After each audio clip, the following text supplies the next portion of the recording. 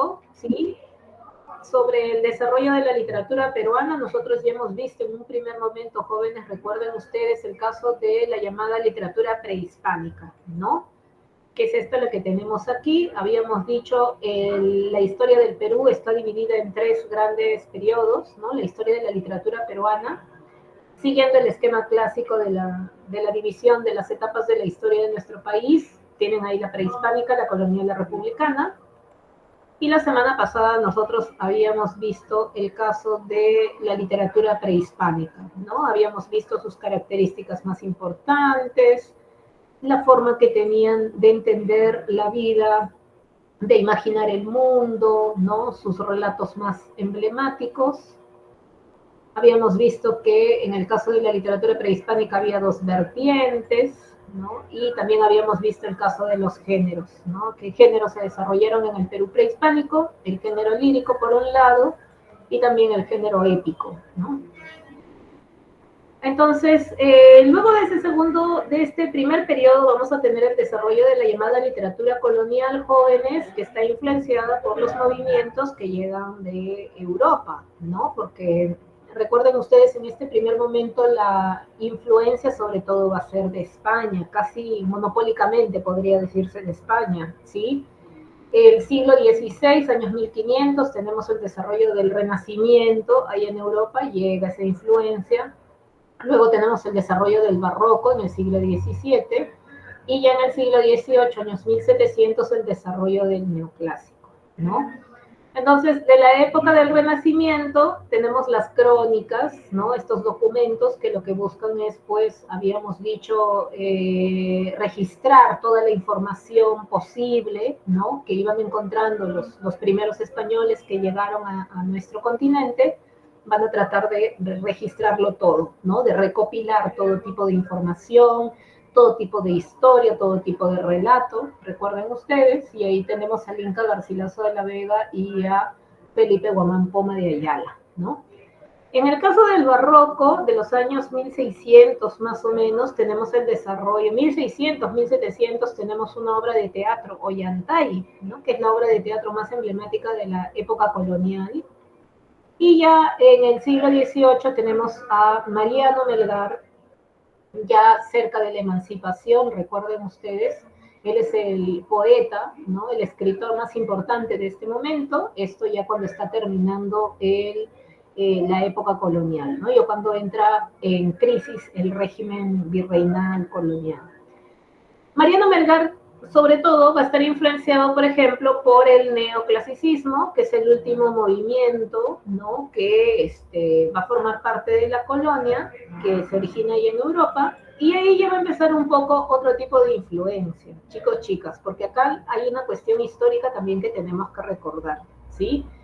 Hasta los años 1699, si no estoy mal, ya ustedes después averiguan por favor los años, se va a extinguir una dinastía, la dinastía que gobernaba España. ¿Se acuerdan ustedes, jóvenes, cuál es esa dinastía que gobierna España? Y que se extingue más o menos en esos años, finales de 1600. ¿Cómo se llama esa dinastía? Muy bien, Diana, efectivamente, la dinastía de los Habsburgo, ¿sí? Pero el último de los Habsburgo jóvenes, que era un personaje conocido en la historia como Carlos el Hechizado, ¿sí? Era una persona que nació con todas las enfermedades que te puedas imaginar. Porque recuerden ustedes que entre los miembros de la realeza existía pues esta cuestión media 100 años de soledad, ¿no? Que tiene que ver pues con las relaciones entre familias. Entonces se fueron mezclando durante siglos entre ellos y el último hijo de la dinastía, muy bien Diana, más claro no lo puedes decir, ¿no? Se saca la lotería de las enfermedades hereditarias. Todas las enfermedades incluso dicen no podían ni siquiera tener hijos, ¿no? Muere Carlos el Hechizado, entonces se queda, recuerden ustedes, pues vacío de poder, el trono español, la corona española, y ahí va a entrar, recuerden ustedes, otra dinastía a callar. ¿Cuál es esa dinastía? Muy bien, jóvenes, y está saliendo Miguel Adriano. Ahorita vamos con ese comentario, Sheila. Efectivamente, la dinastía de los Borbones. ¿Y de dónde era la dinastía de los Borbones? ¿De qué país? Y hasta el día de hoy todavía son los Borbones, la familia real española, ¿no? Muy bien, Miguel, muy bien, Diana, muy bien, Lucero, Francia, efectivamente. Entonces, el neoclásico ya es francés. Ya hay cierta influencia francesa en nuestro continente también. Pero recuerden ustedes que todavía esta influencia francesa va a llegar vía España. ¿Sí? La influencia no es directa en todo caso. Entonces, ahí tenemos el caso del neoclasicismo. El neoclasicismo ya francesa un poco la situación, ¿no? Y es un poco más francesa la influencia, y eso lo vamos a ver en Mariano Melgar. El neoclásico es un movimiento que respeta a rajatabla, vamos a decirlo así, las reglas establecidas por los griegos, los romanos en la antigüedad, ¿sí? El neoclasicismo, en cierta medida, jóvenes, es un poco un retroceso respecto a algunos avances que ya se habían hecho durante el Renacimiento y el Barroco. El Renacimiento ya había tenido la influencia de los griegos, los romanos de la antigüedad, pero de una forma más creativa. En cambio, el neoclásico no. El neoclásico va a ser más estricto en el respeto por las reglas establecidas por los antiguos griegos romanos, ¿sí? Entonces, es una época muy didáctica que busca enseñar. De hecho, Mariano Melgar tiene muchas fábulas, pero su obra más importante son los yarabíes, ¿no? Un tipo de poema, recuerden ustedes, inspirado en el jarawi prehispánico, ¿sí? Aquí tenemos algunos datos sobre las crónicas. Tienes allí, es un tipo de documento que busca informar al rey de España sobre todo el proceso de conquista, ¿no? Por eso es necesario recopilar toda la información. Recuerden ustedes, jóvenes, que hubieron varios tipos de cronistas, ¿no? En el caso de Felipe Guamán Poma de Ayala, por ejemplo, se considera que él es un cronista indígena. Su obra más importante, lo tienes ahí, Nueva Crónica y Buen Gobierno. Se destaca sobre todo, jóvenes, no te olvides, por favor, por estos dibujos. Nueva Crónica y Buen Gobierno es un libro que tiene cerca de 1200 páginas, chicos, chicas, ¿sí? Y más o menos un aproximado de 400 páginas, todos son dibujos. ¿Por qué se cree que utilizó dibujos este cronista de origen indígena? Porque no manejaba bien la lengua. Entonces, para ayudarse, ¿no? Un poco, para dar a entender el mensaje que quería dar, al parecer por ese motivo utilizó los dibujos, ¿sí? Tienes allí, recuerden ustedes, está dividido en dos partes. Acá tenemos más dibujos, ¿no? Que acompañan el texto, que tratan de explicarle al rey español qué es lo que está sucediendo en esta parte del mundo. Una de las cosas importantes, jóvenes, de esta crónica, tenemos ahí la crítica a los abusos que cometían las autoridades españolas contra los indígenas, y eso se ve en varios gráficos, ¿no? En varios de los dibujos que aparecen en esta obra, ahí lo pueden ver, por ejemplo, ¿sí? Corregidor de minas, cómo lo castigaron, ¿no? Y ahí tienes toda una serie de imágenes, ¿sí? Aquí tenemos como que Dios creando el mundo. Es muy importante también entender que en esta época ningún cronista va a criticar la religión católica. Todos los cronistas tratan de vincular como que la religión católica con los antiguos peruanos, ¿no? Como que sí, el antiguo peruano conoció a Dios, hay una cuestión de esas. Lo que sí critica mucho este autor en su obra, por ejemplo, jóvenes, es el mestizaje, la mezcla. Lo considera un poco como una cuestión contra natura, que va contra la naturaleza, ¿sí? Por lo menos, desde el punto de vista de Felipe Guamán Poma de Ayala, eso es lo que plantea. Ahora, este manuscrito tiene su propia historia, jóvenes, porque este manuscrito se supone que lo elaboró Guamán Poma de Ayala. Se supone que lo envía como una carta también, una carta crónica en realidad es, ¿no? Para el rey español de esa época, pero no se sabe qué sucedió con el texto, no se sabe si llegó a manos del rey, no se sabe si alguna vez siquiera logró revisarlo. Lo único que se sabe es que el texto fue encontrado en el año 1908 en la Biblioteca Real de Copenhague, en Dinamarca, sin saber si llegó alguna vez a manos del rey, ¿no? Entonces, recién en esos años se descubrió Jóvenes, estuvo 3 siglos olvidado el texto y recién se dio a conocer en esos años, ¿sí?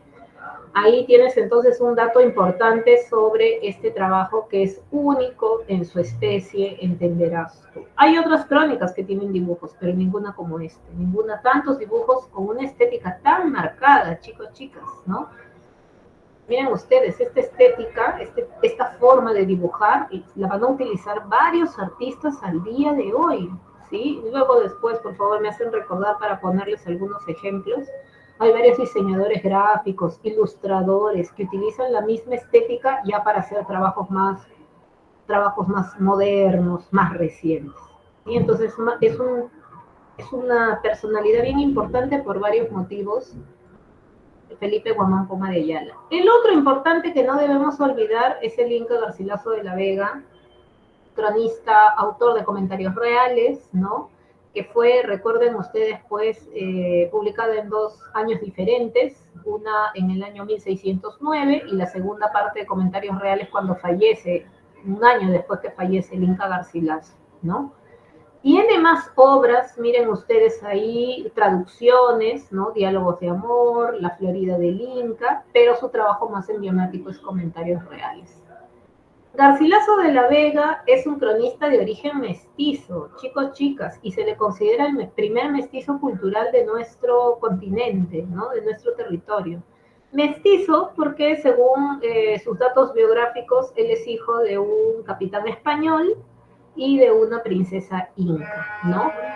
Entonces dice que cuando él era pequeño escuchaba los relatos, ¿no? De los miembros de la realeza, ¿no? De su familia que pertenecía a la realeza inca, y por eso es que su trabajo más emblemático se llama Comentarios Reales de los Incas, ¿no? Porque precisamente pues representa todas esas conversaciones, ¿no? De su familia que pertenecía a la realeza ahí en el Cusco. Tenemos aquí teatro colonial, quechua colonial, Ollantay, ¿sí? Y aquí la influencia va a ser muy importante del teatro español del siglo de oro. Jóvenes, ¿se acuerdan quién era el autor más representativo de esos años 1600 en España? Autor de una obra de teatro que se llama Fuente Ovejuna. ¿Se acuerdan, jóvenes? ¿Se acuerdan quién era el autor de Fuente Ovejuna? Si no te acuerdas, rapidito, búscalo por ahí. Fuente Ovejuna. Muy bien, quien estuvo abriendo el micrófono, muy bien, Edith, Lope de Vega, ¿sí? Lope de Vega, muy bien, Lucero, hizo varias innovaciones en el teatro en su época, 1600, chicos, chicas, ¿no? Él ya empieza a decir, se pueden mezclar especies dramáticas, no es necesario que solamente haya tragedias, comedias se puede mezclar. Habla también de la importancia del personaje gracioso. De hecho, en Ollantay hay un personaje considerado personaje gracioso, ¿no? El personaje que en medio de alguna situación tensa, como que suelta un chiste, ¿no?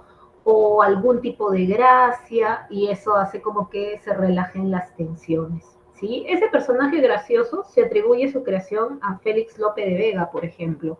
Ollantay está muy influenciado por ese teatro, ¿sí?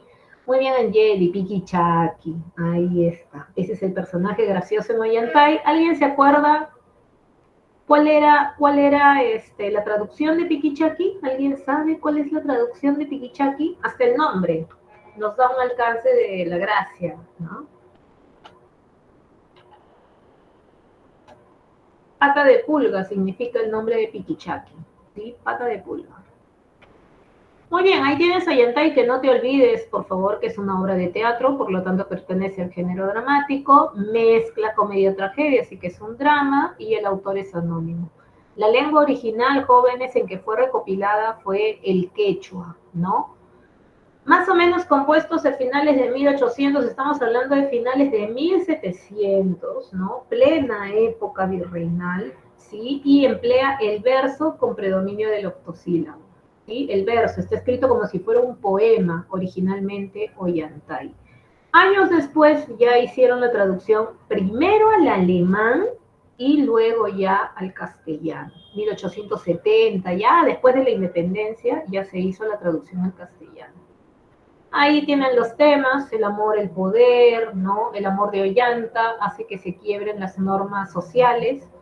Dos formas de ejercer el poder a través de dos de los personajes. Pachacútec, personaje histórico que aparece aquí como personaje literario, es inflexible y autoritario, mientras que Tupac Yupanqui, ¿no? El sucesor hijo de Pachacútec, Pachacútec muere, recuerden ustedes, toma el poder Tupac Yupanqui y Tupac Yupanqui tiene otra forma de ejercer el poder, ¿no? Generoso, magnánimo. ¿Sí? Ahí tenemos entonces algunos datos importantes, no te olvides, sobre Ollantay. No se le conoce autor. Tienes ahí un pequeño resumen. Ollantay, ¿no? Es un general victorioso del Inca Pachacútec, se ha casado en secreto con la princesa Cusicoyor, la hija del Inca. Ollantay, aprovechando unas ceremonias, ¿no? Un momento de triunfo, le pide la mano al Inca de la muchacha y el Inca, ofendidísimo, rechaza de una forma muy humillante, ¿no? No puede aceptar que su hija, que es una noble de sangre, se case con este advenedizo, ¿no? Un advenedizo es un noble, pero no... que hizo algo bueno por el reino y por eso se le considera noble, ¿no? Se le dio esta gracia de ser noble, pero no lo es originalmente, no es un noble de sangre. Y hasta en eso hay diferencias, chicos, chicas, ¿no? Entonces Ollantay se revela, huye al Antisuyo, ¿no? Una región que él conocía bien, ofrece resistencia varios años, 10 años es un aproximado. En ese tiempo muere Pachacútec, Tupac Yupanqui asume el gobierno y va a capturar a Ollantay con la ayuda de Rumiñahui, ¿no? Rumiñahui, que era también un general, amigo de Ollantay, cuando se revela por primera vez ante Pachacútec, Rumiñahui trata de capturar a Ollantay, no lo logra, y en esta segunda oportunidad, ya cuando Tupac Yupanqui le da la tarea, ya Rumiñahui adquiere otra estrategia para poder capturar a Ollantay, ¿no? Se hace pasar delante de Ollantay como alguien que ha sido rechazado por el nuevo Inca, que lo ha tratado mal, lo ha maltratado, y logra disuadir a Ollantay de ir juntos en contra de Tupac Yupanqui, ¿no? Pero eso finalmente no, era una trampa nada más, porque el Inca a Rumiñahui pues le había encargado capturar a Ollantay, ¿no? Todo era parte de una estrategia para poder prender a Ollantay y llevarlo delante de Tupac Yupanqui, ¿sí? El Inca perdona a Ollantay, aparece la hija de ambos, ¿no? Ima Sumac, que es la hija del rebelde Ollantay y de Cusicoyor. Ella había sido criada en el Abiahuasi, y ahí había conocido a su madre, que había estado prisionera en ese lugar. Entonces, se conocen, se identifican y la niña promete liberar a la madre.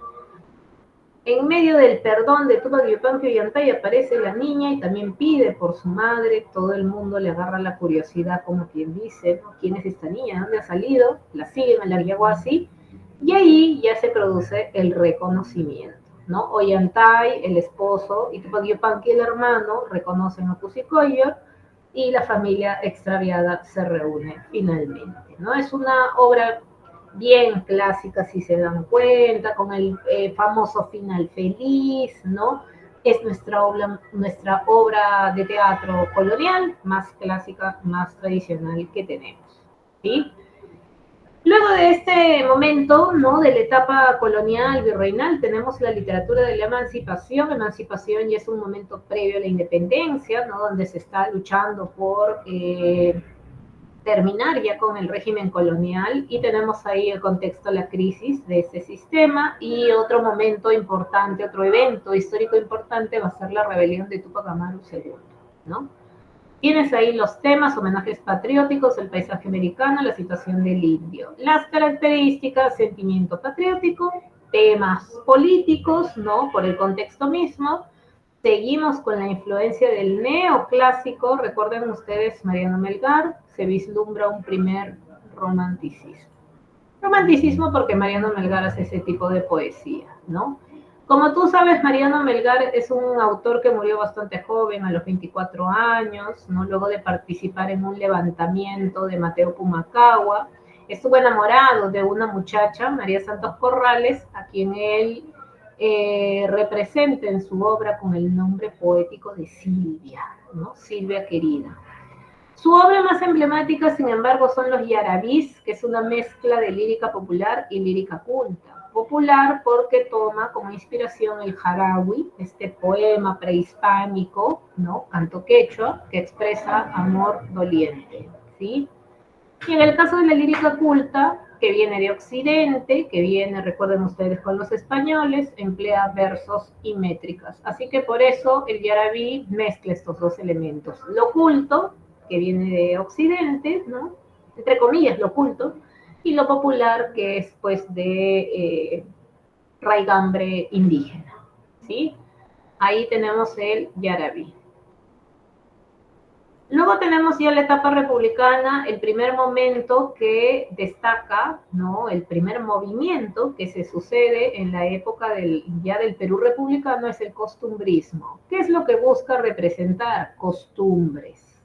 Pero estas costumbres todavía son muy coloniales, jóvenes, no se olviden de eso. Entonces el costumbrismo y el movimiento posterior, el romanticismo, todavía idealizan mucho el pasado, todavía están mirando la colonia, todavía hay cierta cuestión de extrañar la colonia, ¿sí? Entonces, costumbrismo políticamente es desastrosa, jóvenes, revisen esa primera etapa, ¿no? Los primeros años de la independencia es una lucha por el poder entre todos, un todo contra todos, ¿sí? Un periodo desordenado, inestable. Empiezan a manifestarse las diferencias, ¿no? Que va a haber, algunas ciudades se modernizan, algunas otras no, ahí empiezan varias cuestiones, ¿no? Diferencias sociales, y se evidencia una sociedad en transición, pero como les dije, todavía se mira mucho al pasado. ¿Quiénes miran mucho al pasado? Los criollos, ¿no? Sobre todo los criollos de clase alta. ¿Sí? Ellos son los que van a tener siempre en la imaginación la colonia, ¿por qué? ¿Por qué nos independizamos? ¿Por qué llegamos a este punto? Porque los primeros años, valgan verdades, fueron muy complicados para el país. Hasta ahora, jóvenes, hasta ahora. Tienen ahí características del costumbrismo, apego a la realidad inmediata, capacidad descriptiva de tipos y costumbres. Tipos, personajes tipo, ¿no? En el caso del costumbrismo es el sujeto criollo. Sujeto criollo que es pícaro, que es divertido, que es muy rápido con la palabra, que es muy ingenioso, que busca cómo sobrevivir. Recuerden ustedes, ese es el personaje típico de esta época, ¿no? Que se representa en el costumbrismo. Tendencia satírica, la burla, tono realista panfletario, ahí tiene actitud crítica, ¿no? De siempre estar como que juzgando lo que sucede, ¿no? Desde esta cuestión moral, desde un pedestal moral, una cuestión así. Se muestran costumbres preferentemente de la ciudad. Empezamos con los problemas jóvenes, porque miren ustedes, desde este momento ya como que Lima es el lugar que se representa, ¿no? La ciudad sobre todo. Entonces ya desde aquí ya este problemita centraliza, ¿sí? Ya desde estos años, miren ustedes, primeros años de la República ya hay un mercado centralismo. Tenemos ahí medios de expresión, el periodismo, el teatro y la poesía satírica. Estos dos son los más grandes representantes. Manuel Asensio Segura, representante del criollismo, esta vertiente que representa de forma amable, ¿no? Amena, divertida al sujeto criollo. Y también tenemos a Felipe Pardo y Aliaga, que es todo lo contrario, ¿no? Que está en contra de esta nueva realidad, de este nuevo Perú independiente, que representa de forma muy crítica, muy severa al sujeto criollo, ¿no?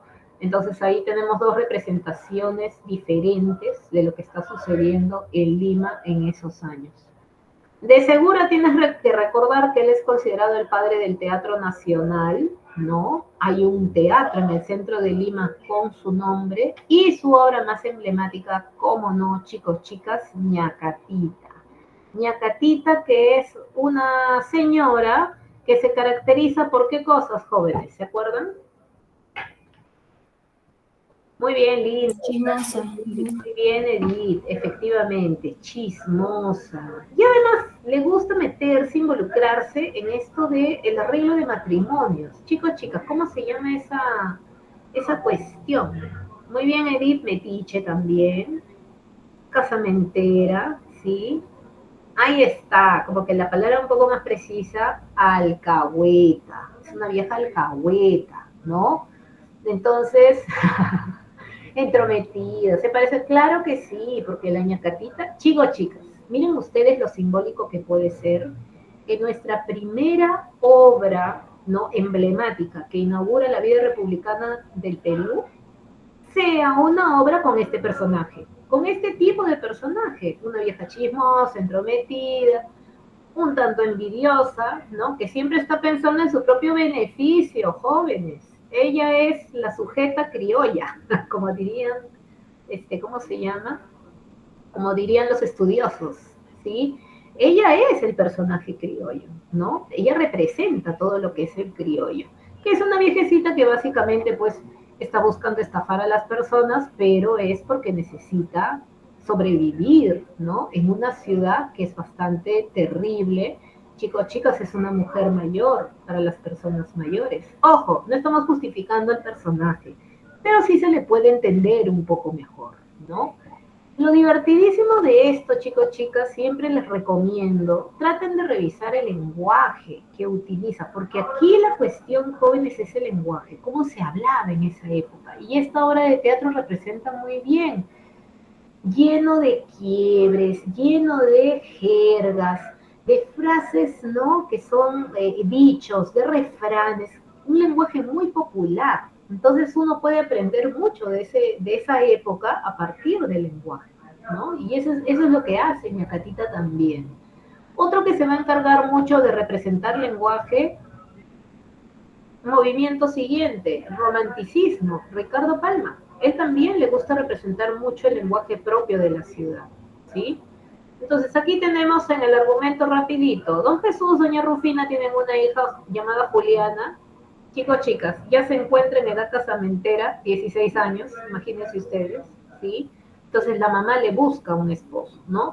Alguien que esté bien relacionado, que tenga contactos, que sea inteligente, ¿no? Que tenga dinero, obviamente. Eso es parte también de una cuestión de la familia, que busca un buen pretendiente, alguien de quien sentirse orgulloso, ¿no? Pero recuerden también, muy bien, Sheila, alguien de buena familia, ¿no? Pero recuerden también, ya hemos hablado de la situación de la mujer, y lo cierto es que en esta época, pues las mujeres dependían del esposo, ¿no?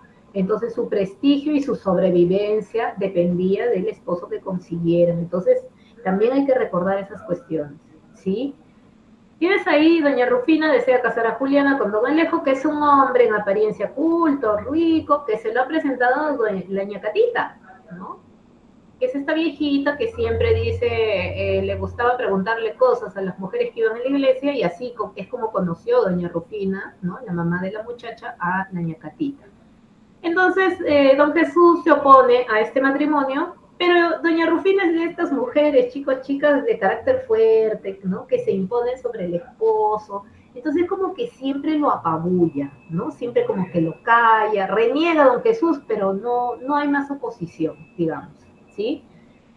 Entonces, Julián está enamorada de otro hombre, ¿no? Un muchachito llamado Manuel, que ha sido criado en la casa, como si fuera prácticamente un hijo más, ¿sí? Que es hijo del mejor amigo de don Jesús, el padre de la muchacha, ¿no? Murió en una guerra, murió en una batalla y don Jesús se hizo cargo de él.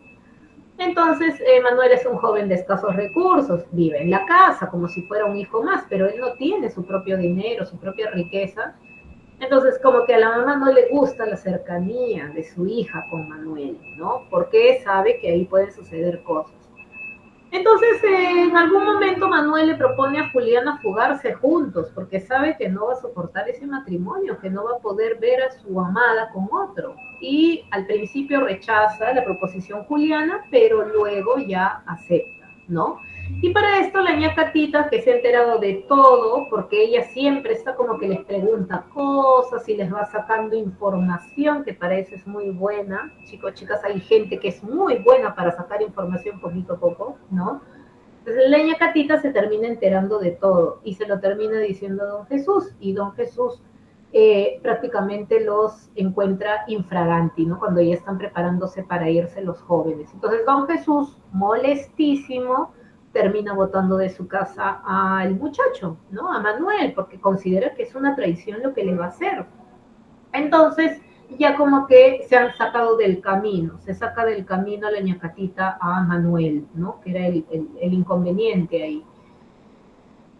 A partir de ahí ya don Alejo llega todos los días a la casa, se instala en el mejor lugar de la sala, ya prácticamente ya es su casa. Todos los días viene, metiche, sí, metiche la señora, ¿no? Ese es su trabajo, esa es su función.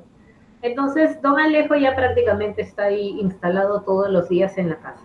Hasta que un día, milagrosamente, llega un mensajero, ¿no?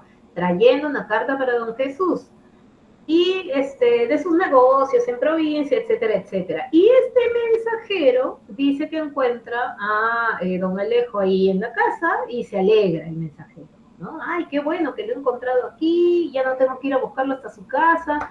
Mire, usted justo, ¿no? Me han enviado unas cartas para usted, su esposa me ha enviado las cartas, le dice, y saca, ¿no? La carta que tenía dirigida a don Alejo, que estaba dirigida a don Alejo, y don Alejo todo esto se lo dice delante de la familia, ¿no? De don Jesús, de doña Rufina, y don Alejo no sabe qué hacer, ¿no? Trata de negarlo en un primer momento, pero don Juan se reafirma, ¿no? El mensajero se reafirma, aquí está, ¿no? Aquí está la carta de su esposa, ¿no?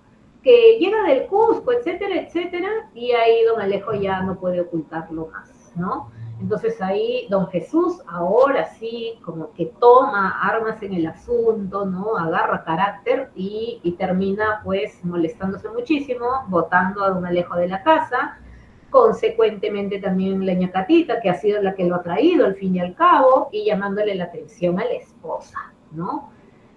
¿Es una obra patriarcal? Claro que sí, jóvenes, es la época. Estamos hablando de una obra de 1800, antes de 1850, así que imagínense ustedes, ¿no? Entonces, reconoce su error don Jesús y acepta que regrese Manuel, y ya se nos va sugiriendo que la pareja, ¿no? Va a terminar siendo feliz. Va a poder casarse y va a ser feliz. ¿Sí? Ahí tenemos el caso de ñacatita, jóvenes. Ah, claro, Linder, eran matrimonios por conveniencia, ¿no? Entendiendo que conveniencia tiene que ver también con la necesidad de las mujeres de ser mantenidas. No había de otra, jóvenes, ¿no? No tenían educación, dependían exclusivamente, si no era de su familia, ya del esposo, ¿no? Entonces, ahí tenemos el caso de ñacatita. Romanticismo, ya tenemos el gobierno de Ramón Castilla, ahí tienes a algunos representantes más, pero el más emblemático es Ricardo Palma. El bibliotecario mendigo, jóvenes, ¿se acuerdan por qué le llamaban el bibliotecario mendigo a Ricardo Palma? ¿Se acuerdan? ¿Se acuerdan? Porque iba de casa en casa pidiendo libros Muy bien, para la Ángel. biblioteca. Muy bien, Ángel. Iba de casa en casa pidiendo libros para la biblioteca. ¿Alguien más levantó la mano? ¿Quiere la palabra? No, nada más que lo mismo y que para la reconstrucción de la Biblioteca Nacional que había sido quemada por los chilenos. Muy bien, ahí tenemos otro dato. Muy bien, Edith. Gustaba recolectar libros perdidos tras la guerra, ¿no? Él vivió el conflicto de la guerra con Chile, participó en defensa, ¿no? Estuvo involucrado también. Y luego de los chilenos jóvenes, recuerdan ustedes, la guerra con Chile termina, pero luego va a haber una ocupación de Lima como 2 años, 3 años, ¿no? Recién en 1883 es que ya se van definitivamente los chilenos. Entonces dice que durante ese tiempo las instalaciones de la Biblioteca Nacional que se encuentra en la avenida Bancay, fue tomada como establo para los caballos, ¿no? Entonces, imagínense ustedes tremendo desastre que ocasionaron en este lugar, ¿no? y pues a él le dan la dirección luego de este evento terrible y él empieza a hacer efectivamente pues esta recolección de libros para nuevamente implementar la Biblioteca Nacional, ¿no? Se dice que salía él mismo, ¿no? Con una especie de carruaje, de carromato, ¿no? Y se va pidiendo a los vecinos de Lima que por favor colaboren. Lo otro es, él ya era conocido en Chile y jóvenes, él escribía desde muy jovencito, entonces ya tenía cierto reconocimiento cuando fue director y como había estado en Chile, le va a pedir a algunos colaboradores chilenos que por favor, si encontraban libros, que se lo envíen, que se lo manden, porque él tenía esta intención de nuevamente implementar la biblioteca, ¿no? Entonces su labor ha sido bien importante. Aquí tenemos algunos comentarios, a ver, Miguel Adriano, fue corrupto en su periodo como director de la Biblioteca Nacional, más que corrupto, él dice que tomó la biblioteca como si fuera suya. Entonces, miren ustedes, después de que termine el periodo de director de Ricardo Palma de la Biblioteca Nacional, ¿quién es el que va a asumir el directorio? Va a ser Manuel González Prada, que ahorita lo vamos a ver, ¿sí? Ellos dos vivieron más o menos la misma época. Entonces, Manuel González Prada, ¿qué es lo primero que hace? Auditoría. Toditito los libros de la biblioteca, a ver si faltan, a ver en qué estado está la biblioteca, ¿no? Los libros, etcétera, etcétera. Y termina descubriendo Manuel González Prada en esta auditoría que Ricardo Palma había prácticamente pues asumido que la biblioteca era suya. Entonces agarraba los libros, no los tenía necesariamente en la biblioteca, muchos de esos los tenía en su casa, muchos de esos libros anotados por Ricardo Palma, ¿no? Como si fueran suyos, con su puño y letra. Entonces, hizo un informe Manuel González Prada sobre esa situación, ¿sí? No recuerdo que lo acusara de corrupto, Miguel Adriano, hasta donde sé, más esa era la queja, ¿no? Que Ricardo Palma como que se había agarrado los libros, prácticamente, que había creído que la biblioteca era su casa, que era su biblioteca personal, ¿no? Un poco más por ese lado que la corrupción. Tendría que investigar Ángel y Miguel Adriano, pero hasta donde sé, más era esa la crítica, ¿no? Que se había apropiado prácticamente de la Biblioteca Nacional, ¿sí?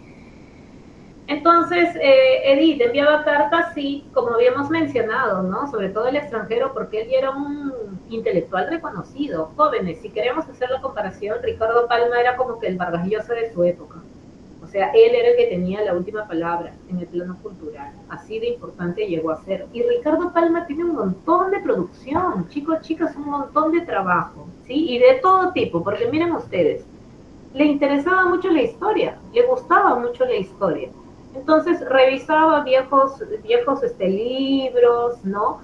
Libros de la Santa Inquisición, jóvenes. Tiene varios libros, por eso, con esa temática de los juicios que se hicieron durante la Inquisición, ¿sí? Tienes ahí trabajo histórico, Análisis de la Inquisición de Lima, que es un trabajo histórico. Ojo, no es literario, no es ficcional, ¿sí? Los historiadores, sin embargo, no toman muy en cuenta el trabajo histórico de Ricardo Palma porque dicen que es muy subjetivo, que parece que le metiera un poco de su imaginación. ¿Sí? Entonces no es tan serio, dicen algunos historiadores sobre Ricardo Palma, ¿no? Otro trabajo importante que hacen chicos, chicas, filológico, tiene que ver con el amor a la lengua, ¿sí? Ese es el significado de filología.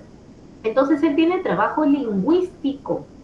Él es uno de los primeros intelectuales que se da cuenta, oye, tenemos palabras que se originan aquí en el continente y tenemos palabras que se originan aquí en el Perú. Vamos a juntarlas, vamos a agruparlas, vamos a hacer una lista y el significado de esas palabras, originarias de nuestro continente y del Perú. Chicos, chicas, en el caso de las palabras originadas en el continente, eso se conoce como americanismo, ¿sí? En el caso de las palabras originadas en el Perú, ¿cómo se llaman esas palabras? Ese tipo de palabras. ¿Cuál será? nombre. Dime. Jergas, ¿no, Miss? Las jergas es producto del lenguaje cotidiano, pero palabras originadas aquí en el Perú, ¿cuál será su nombre? Si las palabras originadas en América son americanismos, las palabras originadas en el Perú, Peruanismo. bien, ahí está, muy bien, Edith, Miguel, Nancy, peruanismos, ¿sí? Entonces, un peruanismo, chicos, chicas, la palabra cancha. La palabra cancha, que hace referencia a varias cosas, ¿no? La cancha, la canchita que comemos, el maíz, qué rico, pero también cancha, que hace referencia a un espacio, a un lugar amplio, extenso, etcétera, etcétera, ¿no? Por ejemplo, la palabra choclo. En toda América, ¿cómo le llaman al choclo? ¿Cómo le llaman Maíz. al maíz? Ese es un nombre, digamos, normal, ¿no? Pero nosotros utilizamos la palabra choclo en gran medida. Y por último, jóvenes, miren ustedes, desnudo. Desnudo es una palabra que se utiliza para hacer referencia con alguien sin ropa. Pero aquí en el Perú, ¿qué palabra utilizamos? Ahí está. Muy bien, Sheila, muy bien, Miguel, muy bien, Grecia. Calato, por ejemplo, ¿no? No sé quién era el que decía, ¿no? No es lo mismo un desnudo griego que un cholo calato. Se burlaban cuando no, burlándose de nosotros y de nuestra marronés, chicos, chicas, ¿no? Entonces, ahí tenemos, por ejemplo, y es importante, jóvenes, es importante, claro que sí. Es importante preservar la lengua, ¿sí? Y de eso se da cuenta Ricardo Palma. Ahora, Ricardo Palma también tenía sus prejuicios, jóvenes. Nada es perfecto, nadie es perfecto, ¿sí? Pero ¿qué podemos hacer? ¿Qué podemos? Así son nuestros escritores también, ¿sí? Ahí tenemos, significa, o sea, ¿de dónde surge? Hasta donde sé, es una palabra que deriva del quechua, Miguel Adriano, ¿sí? La palabra calato, para hacer referencia a desnudo. Tienes explicación lingüística, de hecho que la tiene, ¿sí? Que sería interesante revisar. A ver si después en un ratito le doy una revisadita. Muy bien, el rap del Perú. Claro, también en el rap se juega bastante con el lenguaje. Claro que sí, el rap también es una expresión artística interesante, jóvenes, ¿sí? Muy bien, tiene una obra de teatro. Melanie, ahorita voy con tu comentario. Una sola obra de teatro llamada Rodil. También hizo trabajo dramático y tiene poesía, tiene un montón de poemarios, ¿no? Armonías, tiene una, pero son palabras así bien bonitas, tiene unos poemarios bien bonitos, sus nombres son bien poéticos, bien musicales, ¿sí? Armonías, pasionarias, por ahí también hay un par de poemarios, ¿sí? Entonces, aparte de eso, ¿no? El trabajo más importante, sin embargo, es el de tradiciones peruanas, ¿sí? Antes de ir con tradiciones peruanas, rapidito leo algunos comentarios. Melanie dice, jalachupi.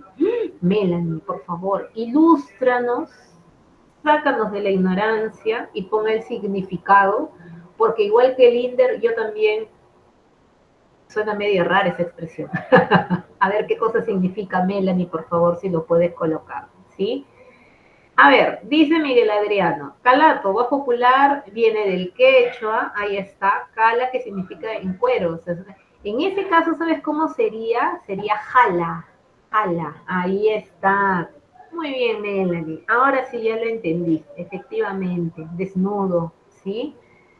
Ronald, en la Real Academia Española. Muy bien. Y aquí viene la historia con la Real Academia Española, chicos, chicas. Ricardo Palma viajó a España, se fue a presentar, le hizo su lista de palabras, peronismos, americanismos, y se fue a España a presentar estas palabras, estos términos, delante de los maestros de la RAE, de la Academia de la Lengua Española, ¿no? Hizo su exposición, dijo qué cosa eran, explicó su estudio, el significado, etcétera, etcétera, y no le hicieron mucho caso, ¿no? O sea, la intención de Ricardo Palma era incluir muchas de esas palabras en el diccionario de la RAE, pero no le hicieron mucho caso y se vino medio decepcionado de ese viaje Ricardo Palma. Como siempre también hay una cuestión, ¿no? De que el lenguaje tiene que ser castizo, castellano, y como que hubo cierto rechazo a aceptar palabras que venían de América, ¿no? Me han hecho acordar, yo me acuerdo que los abuelitos decían a veces, no, ay, dale duro en el jalasiqui, el jalasiqui es el poto calato, ¿no? Siki, por ejemplo, del quechua. Poto es una palabra, creo, también americana, hasta donde sé, ¿no? Entonces, ahí tenemos, imagínense ustedes, ¿sí? En Arequipa se dice patajala, el que camina descalzo. Claro, ahí está, ¿no? El jala es desnudo. Y chupi, Melanie, ¿qué significa chupi? Ahí me lo pones, ¿sí? Es interesantísimo, chicos, jalachaki, pata desnuda, ahí está, pata calata, ¿no? Descalzo, ahí está. Muy bien, chicos, miren, lingüística también es bien interesante. Tiene ramas que son bien interesantes porque lingüística también es difícil, jóvenes, ¿ah? Mis respetos con los que estudian lingüística, ¿sí? Muy bien, entonces, viene decepcionado de esa experiencia, jóvenes, viene decepcionado de esa experiencia, pero ¿dónde va a plasmar todas esas palabras que de repente no fueron aceptadas por la RAE? En tradiciones peruanas. En tradiciones peruanas, como les había dicho, el lenguaje. Siempre tratan de revisar las obras en lenguaje, ¿sí? La tradición es una forma narrativa que combina varios rasgos, es una mezcla de varios elementos, la tradición peruana. Tiene de leyenda romántica, ¿no? Leyenda, ¿qué cosa es una leyenda? Una historia, con cierto grado de verosimilitud, ¿no? Que hace referencia a un lugar, que puede tener una cuestión fantasiosa también, la leyenda, ¿no? Entonces dicen los estudiosos que la leyenda le da como que profundidad histórica a la tradición, ¿no? Mientras que el cuadro costumbrista, costumbrismo, recuerden ustedes, antes del romanticismo, le da arraigo en la realidad nacional. Porque el costumbrismo lo que busca es representar lo que está sucediendo en ese momento, ¿no? Entonces ahí tenemos esos dos elementos que se unen. Ahora, ¿cuántas tradiciones peruanas jóvenes escribió Ricardo Palma? Miren ustedes, jóvenes, un montón. 455 tradiciones peruanas, chicos, chicas, escritas a lo largo de la vida. Miren ustedes, él iba sacando, cada cierto tiempo, iba sacando series de sus tradiciones. 10 tradiciones, 12 tradiciones, cada cierto tiempo, ¿no? Sumando todas esas tradiciones es que se arroja este resultado. ¿Y desde qué año empezó Ricardo Palma con la publicación de estas tradiciones? 1851, 1915. Mira, toda una vida estuvo él publicando tradiciones peruanas en series, ¿sí? Combinan historia, o sea, hay una cuestión realista, pero también imaginación, también ficción, ¿no? Del escritor. Fantasía y verdad. Pueden ser consideradas las primeras manifestaciones del cuento peruano. Chicos, chicas, ahí en la imagen tenemos dos imágenes que hacen referencia a dos tradiciones peruanas que son de repente las más conocidas de Ricardo Palma. La primera de ellas, jóvenes, Don Dimas de la Tijereta, que de repente alguien ha escuchado, alguien conoce, cuenta la historia de un notario, ¿no? Una especie de abogado que hace un pacto con el diablo, ¿no? Por el amor de una muchacha, ¿sí? Y este cuentito es muy lingüístico también, porque recuerden ustedes que el abogado estaba enamorado de una muchacha y la muchacha no le hacía mucho caso, entonces el abogado en algún momento dice, yo daría cualquier cosa por esta muchacha, hasta daría mi almilla, ¿no? Y eso el diablo lo interpretó como alma, ay, este hombre, qué barbaridad, no, ¿cómo considerar a su alma? Que almilla, lo trata de almilla, ¿no? Eso piensa el diablo, manda a su secretario, dice, y firma un contrato con el abogado diciéndole te voy a entregar el amor de la muchacha 3 años y tú a cambio vas a dar tu almilla, ¿no? Eso es lo que dice la tradición. Entonces, efectivamente, va a pasar 3 años con la muchacha feliz, contento, gozando, riendo. Pasan los 3 años y luego él ya tiene que precisamente cumplir el contrato, ¿no? Entonces le presenta nuevamente el diablillo y el diablillo le dice, bueno, ya entrégame, ¿no? Tu almilla, entrégame tu almilla, y dice que Don Dimas empieza a quitarse la ropa. Y el diablo no entiende al principio, ¿no? ¿Qué pasa? ¿Por qué? Es que para entregarte mi almilla tengo que sacarme la ropa. Le dice, no, pero si tu almilla, así nomás con ropa y todo, te voy a llevar al infierno. Le dice, no, almilla es esta prenda interior que tengo aquí dentro, le dice, ¿no? Se empieza a quitar la ropa y efectivamente le extiende la almilla, ¿no? La almilla era como un vivirí, una ropa interior, ¿sí? Entonces ahí el diablo se molesta, pierde la paciencia y se lo lleva al infierno delante del mismísimo Satanás y le hace el reclamo, don Dimas, al diablo, ¿no? Mire, usted está equivocado, el Señor, yo dije, doy mi almilla es esta prenda, y yo como sé, le dice el diablo, tráigame un diccionario de la RAE, pide don Dimas, ahí en el infierno, ¿no? El diablo hace aparecer el diccionario, busque usted la palabra almilla, ahí está el significado, le dicen, ¿no? Y efectivamente el diablo busca y encuentra el significado de la palabra almilla, que era una prenda interior, masculina, etcétera, etcétera, ¿no? Le ganó el pleito al diablo, don Dimas de la Tijereta. El diablo no le queda más que cumplir, porque el diablo, chicos, chicas, dice que es justo. Imagínense ustedes, ¿sí? Lucero, devoró, ahí está. Ese término es bien interesante, ¿eh? Devoró. Muy bien. Descubren cómo hacerlo. Hacer, qué cosa, Ángel. Ahí especifica, por favor, me perdí un poco. Muy bien, entonces ahí tenemos, por ejemplo, el caso de Don Dimas de la Tijereta. Acuérdate tú esto del lenguaje, juega también, ¿no? Con el lenguaje. Y en el otro caso, chicos, chicas, es una tradición que se llama el alacrán de Fray Gómez, ¿no? Y aquí una cuestión media fantástica. ¿Por qué? Fray Gómez es un milagrero, es un curita, un sacerdote milagrero, ¿no? Hace milagros, todo el mundo sabe, la ciudad sabe de sus milagros. Entonces un hombre desesperado que tenía muchas deudas, dice que se va a consultar, a pedirle ayuda. ¿Qué cosa hace, este Fray Gómez? Agarra y dice que ve en la pared de su celda, ¿sí? En la pared, está caminando un alacrán.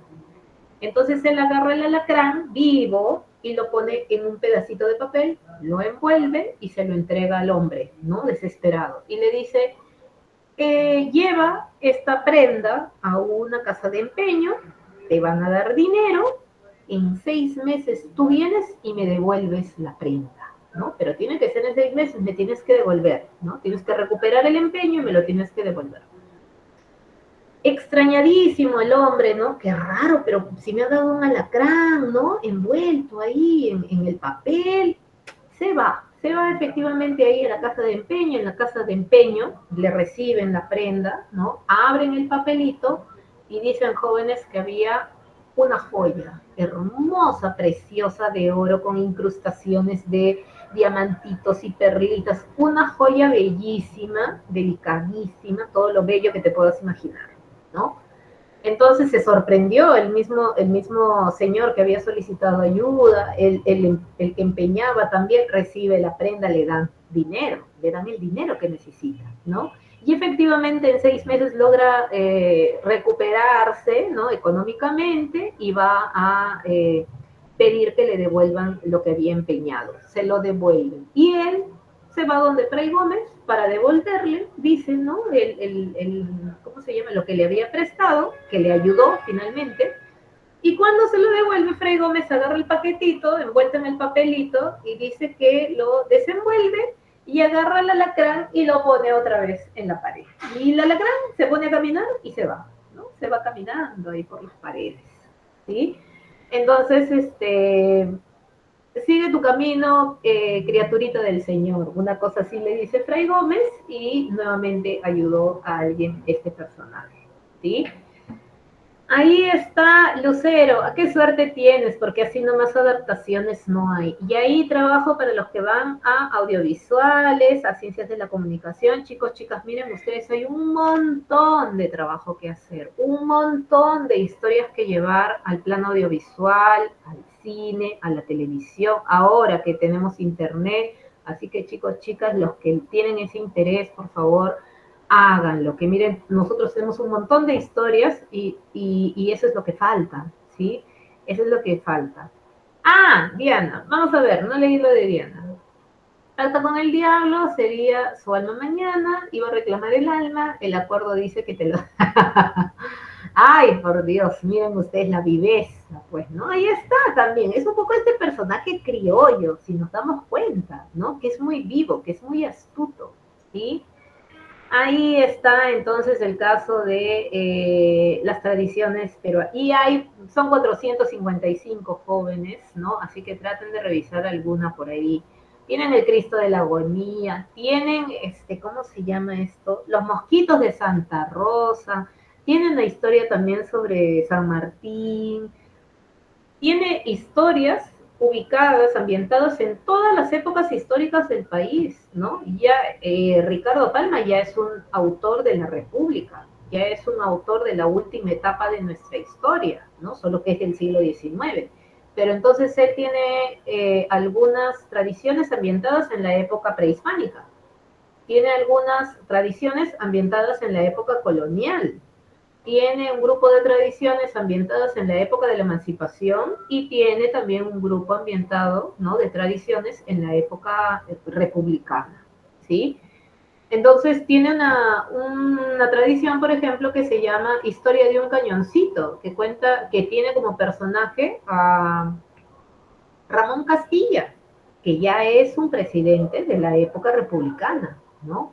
Y que habla básicamente, jóvenes, la historia de un soborno. Miren ustedes, sobornos en el ámbito político, toda la vida, ¿no? Aparece representado hasta en la tradición. Lo cierto es que la mayoría de tradiciones peruanas, chicos, chicas, estuvo ambientada en la época colonial.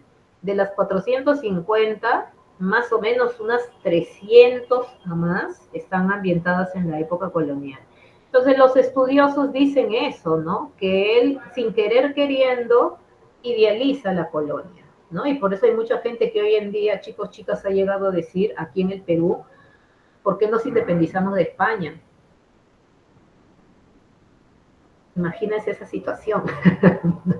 Entonces, sí, pero no es tampoco, pues, una responsabilidad del autor. Él representó lo que había en ese momento, ¿no? Diana, toda la Miera hoy. Linder, ¿qué es Miera? No entiendo. ¿Así es la palabra? O si no, explicación, por favor. Diana, es que también nosotros, uy, no.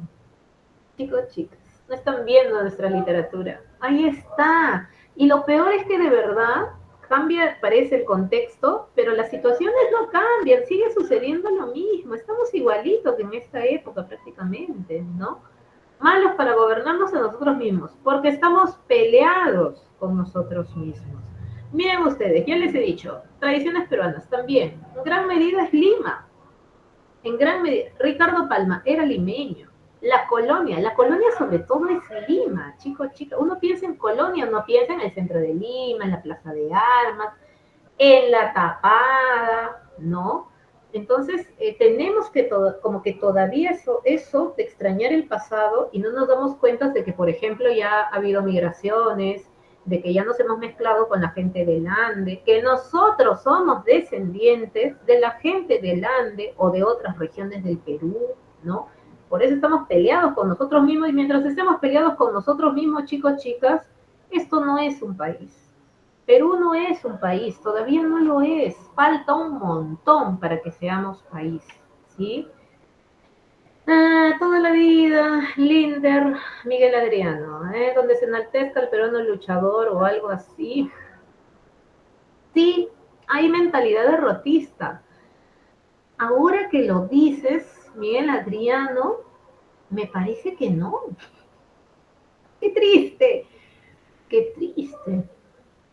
Pero vamos a seguir revisando, que por ahí sale. Además, no hemos visto nada de literatura actual y hay una buena literatura actual, jóvenes, ¿sí? Pero sí, en general es muy derrotista los personajes literarios peruanos, ¿sí? Limeños, sobre todo. Vamos a continuar, vamos a continuar. Ya debe haber Miguel Adriano, de repente yo desconozco, pero yo creo que sí, ya debe haber. vamos a continuar, rapidito. Tradiciones peruanas carecen de perspectiva histórica, no critican la época de la colonia, por ejemplo. Hubo muchos problemas, hubo dos repúblicas, mucha discriminación, el gran tiempo donde se originan muchos de los problemas que tenemos hoy como país es la época de colonia.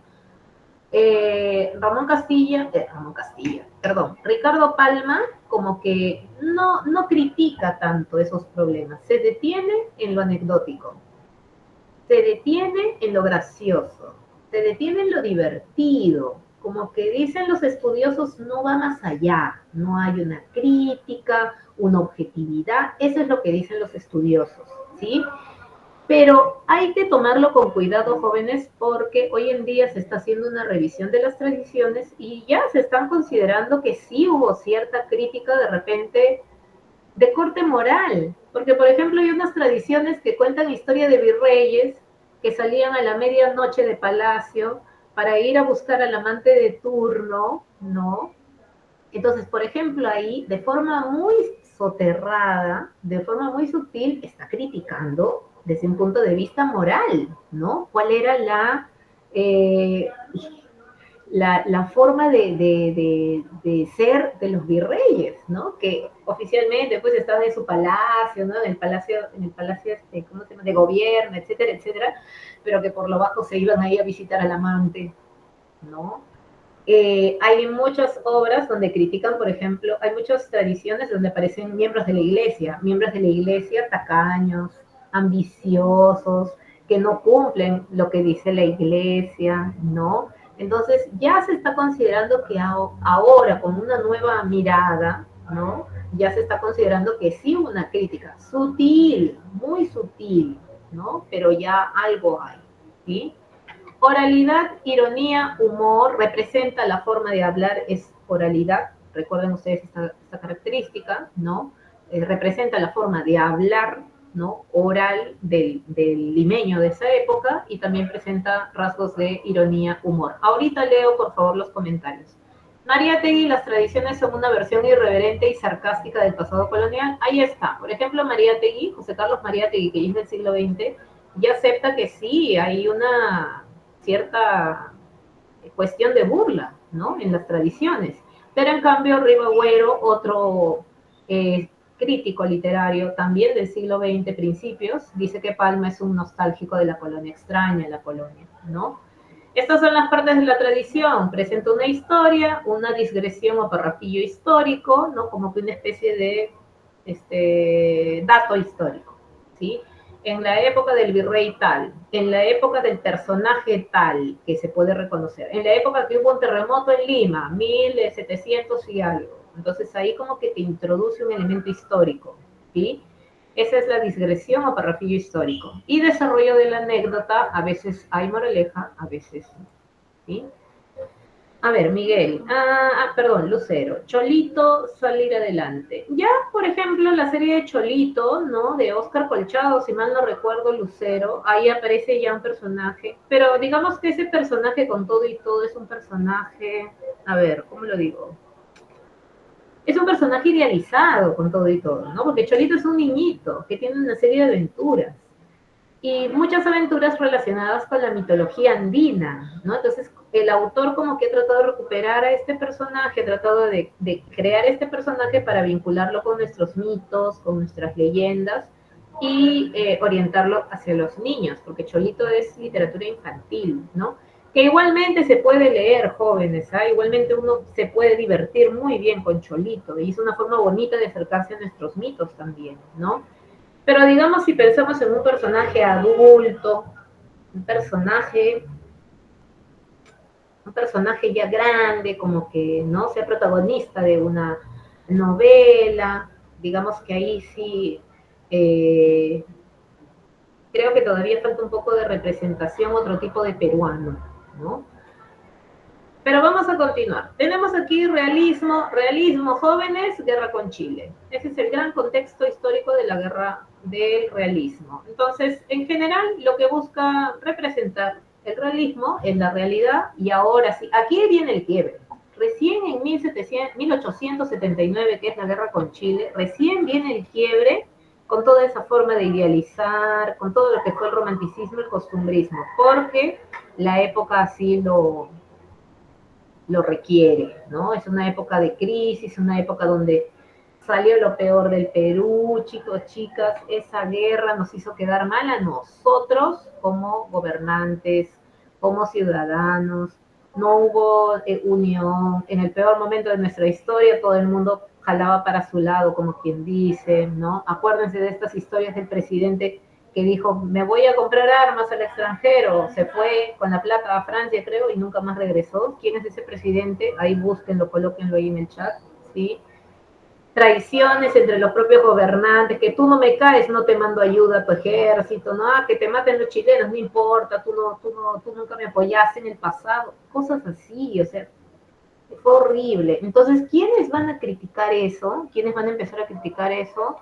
Gente como Manuel González Prada. Ahí tenemos a Manuel, muy bien, Edith, ahí tenemos a Manuel González Prada. Y aquí empieza la discusión de varios temas, porque la guerra, como quien dice, jóvenes, nos abre los ojos. Nos abre los ojos y nos hace dar cuenta de que el Perú no había unidad, no había identidad nacional, no había, como les había dicho, no había país. Entonces, en esta época, esta primera etapa, muy bien, Miguel Adriano, donde se empieza a discutir, entre otros temas, la del indio, no es el indigenismo ortodoxo, se llama indianismo. Es un primer momento donde ya empieza a discutirse el problema del indio, ¿sí? El indigenismo ortodoxo viene después en el siglo XX, esto todavía es 1800, ¿no? Entonces siglo XIX todavía estamos. Chicos, chicas, otra cosa importante de esta época. Aquí, miren ustedes, mujeres, por fin. Clorinda Mato de Turner, Mercedes Cabello de Carbonera, Teresa González de Fanning, ¿no? Recién aparecen en esos años jóvenes la primera generación de mujeres ilustradas en el Perú, primeras intelectuales. ¿Y qué es uno de los reclamos que tenían estas señoras? Hay que educar a las mujeres. No educación religiosa, educación laica, para que puedan ser independientes, para que puedan mantenerse y de esa forma no depender del esposo, porque había muchos problemas con ese sistema, jóvenes, era horrible lo que tenían que vivir muchas mujeres soportando matrimonios donde eran profundamente infelices porque no podían divorciarse, porque era un desprestigio total. Y aparte, si divorciaban, ¿quién las iba a mantener? Entonces, la cuestión económica, hasta ahora, es un sometimiento, es una especie de sometimiento, ¿no? Entonces, muy bien, Miguel Adriano. Clorinda, por ejemplo, fue excomulgada por hablar en contra de la iglesia. Chicos, chicas, tiene que llegar una mujer para hablar en contra de la iglesia. ¿Cuándo no? ¿Sí? ¿Eso en qué obra, jóvenes? De Clorinda Mato. ¿Cómo se llama esa novelita? Ahí lo tienes, Ave sin nido. Miren ustedes, 1889, ¿sí? Es ya casi, casi llegando al siglo XX. Ahí tienes Quillat, el escenario, ¿no? Cuenta la historia de unos esposos que llegan al pueblo de Quillat y ayudan a unos indígenas, ¿no? Que son maltratados por los notables del pueblo, ¿sí? Ahí los esposos van a ayudar a los Yupanqui, que son unos indígenas, le habían quitado una de sus hijas, van a ayudar a recuperarla y van a criar a las niñas porque ellos se mueren, ¿no? Los Yupanqui se mueren y los Marín van a criar a las niñas. En eso, una de ellas, la hermana mayor Margarita, va a conocer a un muchachito llamado Manuel. Manuel es hijo del gobernador, uno de los villanos de la historia, ¿sí? Se enamoran. En determinado momento el muchacho le va a pedir matrimonio a Fernando Marín, ¿no? El tutor de Margarita, le va a pedir matrimonio. Se alegran porque es estupendo Manuel, ¿no? Es un muchachito lindo, dice, a pesar de que el papá es lo peor, él como hijo es todo lo contrario. Pero resulta que cuando Fernando Marín le dice a Manuel, ¿cómo vamos a hacer con los detalles de la boda? Consulta con tu padre, ahí Manuel le suelta una verdad, ¿no? Una verdad que es que no es el hijo en realidad de Sebastián Pancorbo, es su hijastro, que es producto de una relación terrible, ¿no? De una forma violenta fue concebido Manuel. La madre, su madre fue violentada por el cura, chicos, chicas, por el cura anterior del pueblo, llamado Pedro Miranda y Claro, que ya estaba muerto también, ¿no? En eso que Manuel revela esta verdad, que no es hijo del gobernador, sino del cura anterior del pueblo, allí también Lucía Marín pone el grito al cielo porque ella también tenía un secreto que le había revelado Marcel antes de morir. Margarita, la muchacha de la cual estaba enamorado Manuel, también era hija del mismo hombre, del mismo sacerdote, Pedro Miranda y Claro. Los dos eran hijos de un mismo padre y encima ese señor era un sacerdote, ¿no? Entonces, como bien mencionó el compañero, por haber dicho eso, olvídense, ¿no? La persiguieron, le quemaron una imprenta que tenía, la excomulgaron de la iglesia, ella prácticamente se vio obligada a huir, se tuvo que ir a Argentina, ella falleció en Argentina, jóvenes, no murió aquí en el Perú, después ya trajeron sus restos, ¿sí? Eso es ave sin nido, que representa el abuso de las autoridades contra los indígenas, ¿sí? Pero recuerden ustedes que hay una cuestión muy como que paternalista, ¿no? Ave sin nido, ay, pobrecitos, los indios necesitan ayuda de la gente que viene de la costa, ¿no? Del criollo, él le va a ayudar. Entonces, esa es la crítica que se le hace a esta novela, pero es un primer paso. Tienes ahí a Manuel González Prada. Toda esta diapositiva, jóvenes, lo voy a subir, ¿sí? Para que ustedes lo puedan revisar más a detalle. Y aquí tenemos el discurso en el Politeama, que es un discurso que aparece en páginas libres.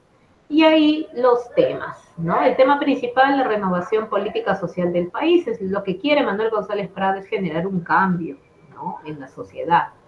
Los jóvenes deben rectificar los errores del pasado. Acuérdense de esta frase emblemática: los viejos a la tumba, los jóvenes a la obra, ¿no? Le toca el turno a los jóvenes. Critica el espíritu de servidumbre fomentado por las élites gobernantes. Ahí está la clase política y la iglesia, ¿no? La clase política y económica, chicos, chicas, porque quienes nos gobiernan no son solo los políticos. Siempre hay intereses económicos detrás, ¿sí? ¿A quiénes benefician esos políticos? Ahí hay un montón de gente jóvenes, ¿sí? Tienes ahí, cuestiona la corrupción de esas élites, su lenguaje emplea expresiones vehementes, antagónicas, ahí tienes algunos ejemplos, ¿sí?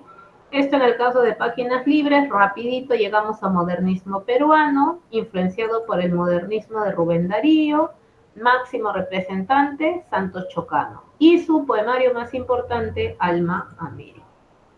Aquí tenemos blasón. Ya el modernismo ya es más preciosista, hace referencia a lugares lejanos, considerados exóticos. Blasón es un poema que se puede recitar en voz alta delante de un auditorio, ¿no? Porque es muy sonoro, es muy rítmico, ¿sí? Muy descriptivo, por eso lo de la plasticidad en las imágenes parece una pintura, ¿sí? La descripción, los colores. Recuerden que el modernismo es muy cromático, es muy musical, así que es muy interesante también todo esto que se introduce en nuestra literatura. Luego del modernismo, el posmodernismo, con dos grandes, José María Eguren y Abraham Valdelomar. José María Eguren, Simbólicas, su poemario, primer poemario, y su obra más, su poema más celebrado, La niña de la lámpara azul, ¿no? Que es un poema muy fantasioso, ¿no? ¿Quién es la niña de la lámpara azul? No se sabe en realidad, ¿sí? Simboliza, representa algo más. No te olvides que José María Eguren es considerado el único representante del simbolismo en nuestro país. Por eso es que su primer poemario se llama Simbólicas, ¿sí? Y otra cosa de Eguren es que él no dice las cosas de frente, las sugiere a través de la creación de un mundo mágico, fantasioso, con elementos de la naturaleza, ¿sí? Siempre recuerda que en Eguren como que hay fantasía, cierta fantasía, ¿no? Y toda la belleza asociada a esa fantasía. Movimiento colónida, también del posmodernismo, nos presenta a Abraham Valdelomar, chicos, chicas. Y aquí ya entra a tallar la poesía, el sentimiento provinciano, ¿no? Abraham Valdelomar, acuérdense ustedes, era de Ica. Entonces él, con muchos otros escritores, van a ser bien importantes en este momento. El cuento más importante de Abraham Valdelomar, el caballero Carmelo, ¿no? Roberto, hermano mayor, regresa al hogar de una familia, regresa al hogar y le regala el Carmelo a su padre. El padre acepta una apuesta para una pelea de gallos el 28 de julio, justo día patrio, ¿no? El Carmelo deberá pelear, eso causa un gran dolor a la familia porque el Carmelo ya pasó su mejor momento. Ya estaba retirado, ya estaba viejito el Carmelo, y era como que un animalito doméstico y ponerlo a pelear otra vez es una ¿no? atrocidad. ¿Cómo es posible? Sin embargo, como era una cuestión de honor, el papá va a tener que hacer pelear al Carmelo, se enfrenta a un gallo más joven, el Ajiseco, recuerden ustedes, ¿no? Y luego de una larga lucha, el Carmelo logra vencer al Ajiseco, pero queda muy mal herido. Unos días de agonía, el Carmelo muere al atardecer, ¿no? Entonces ahí, lenguaje refinado, imágenes plásticas, otra vez, no se olviden, plástica, muy descriptivo, y eso nos permite imaginar, como si fuera una pintura llena de colores, llena de formas, ¿sí? Conjuga memoria, porque se escribe desde el recuerdo. Recuerden ustedes, aquí tenemos un narrador que recuerda sus vivencias de niño, ¿no? Cómo era con su familia, cómo le gustaba su provincia, el paisaje marino es muy importante en Valdelomar, ¿no? Narración, relato, no se relata, se narra una historia. Anécdota, en este caso el gallito, ¿no? La historia del gallito en la vida familiar es muy anecdótico.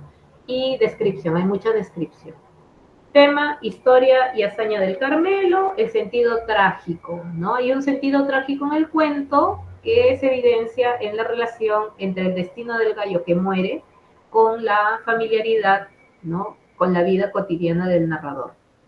El gallo era como un miembro de la familia, jóvenes, ¿no? Ya los niños, sobre todo, lo consideraban como un miembro más de la familia. Entonces, ¿qué destino tan trágico que tenga que pelear y muere en ese enfrentamiento? ¿Sí? Describe el entorno provinciano vinculado al mar. Ahí tienes un fragmentito. Vanguardismo, los sismos vanguardistas. Aquí algunas características. Y el más importante representante, César Vallejo, ¿no? César Vallejo, ya esto es vanguardia. Ya ahora sí estamos en siglo XX, jóvenes. Influencia modernista, poemario Los Heraldos Negros. Él solamente tiene 4 poemarios, ¿sí? 2 poemarios fueron publicados en vida. Los otros 2, de forma, ¿cómo se dice? De forma póstuma, ¿sí? Entonces, Los Heraldos Negros, primera publicación aquí en el país, 1918. Segunda obra poética, Trilce, de 1922. Este es su trabajo más vanguardista. Y luego ya tenemos la tercera etapa de Compromiso Social, donde aparecen Poemas Humanos, un poemario, y España aparta de mí este cáliz, su segundo poemario. En total, 4 poemarios nada más, ¿sí? Muy bien, entonces ahí tenemos las etapas de Vallejo. Aquí Los Heraldos Negros, ese poemario tiene como primer poema este trabajo, Los Heraldos Negros, igualito se titula, ¿sí? El primer poema se titula igualito que el poemario. Ahí tienes legado modernista, todavía esta es una etapa modernista, preciosismo, colores, musicalidad, ¿sí? Texto de mayor originalidad en la última sección de los poemas y los temas el hogar provinciano, la raíz andina del poeta, ¿sí? Ahí hay una comita que hay que corregir. Tienes aquí etapa vanguardista y aquí es Trilce, los temas, la cárcel, ¿sí? La ausencia materna, se le murió a la mamá para esta época, jóvenes, ese dolor medio de orfandad aparece en este poemario. Y la última etapa, que es la de poemas humanos, ¿no? En poemas humanos tenemos este poemita que aparece ahí en la diapositiva, y la etapa de compromiso, y aquí tienen los temas de poemas humanos, ¿no? La pobreza, el hambre, el cuerpo como espacio de dolor, el compromiso político, el trabajo, el futuro lleno de dicha colectiva, ¿no? Hay que tener esperanza. Alguien hablaba ahí, alguno que aparezca celebrando la esperanza. Sí, está Vallejo, ¿no? En este trabajo, en Poemas Humanos. Tienes ahí etapa de compromiso social, España, perdón, este cáliz, Masa, ¿no? Poema famosísimo, recuerden ustedes, el cadáver, ay, siguió muriendo. Ese es de Masa, del último poemario, España, aparte de mí, este cáliz. que tiene como contexto la Guerra Civil Española. Revisa, por favor, chicos, chicas, ese proceso histórico también es bien fuerte, bien terrible, ¿sí? Indigenismo, tenemos ahí el oncenio, ¿no? Reflexión acerca de nuestra identidad, ascendencia indígena en el caso de muchos. Tenemos ahí surgimiento de partidos políticos en la época del indigenismo, ¿no? El APRA, el Partido Socialista, y ciencias sociales, de la mano de Mariátegui, encabezando esta difusión, ¿no?